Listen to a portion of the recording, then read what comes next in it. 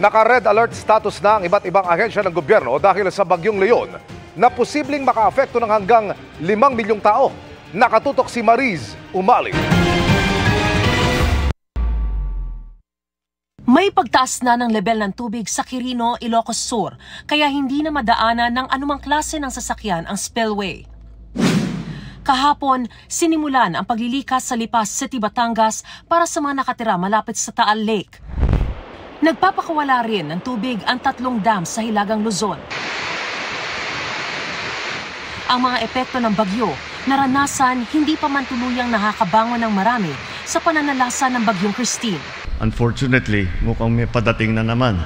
Kaya't paghanda natin na mabuti. Possible overflow of streams and creeks, no, which may cause flooding in adjacent areas due to rainwater. Posible po yung rough seas. Medyo malawak talaga ito from Batanes to down south, no, south of eastern Luzon hanggang Catanduanes ito. May tropical cyclone wind signal tayo.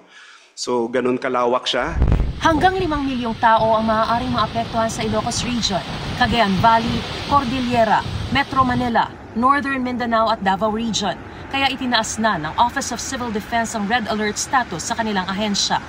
Ang DILG nag-issue na ng 2 memorandum para sa mahigpit na pagpapatupad ng forced evacuation protocols bilang paghahanda sa posibleng matinding pinsalang idulot ng pananalasa ng Super Typhoon Leon. Naka-red alert status din ang sandatahang lakas ng Pilipinas para tumulong sa paglilikas at pag-rescue kung kailangan.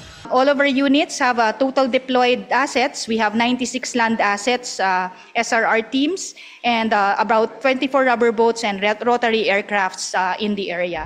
Nakahanda rin ang mga food packs at iba pang tulong para sa mga apektado ng bagyo ayon sa DSWD.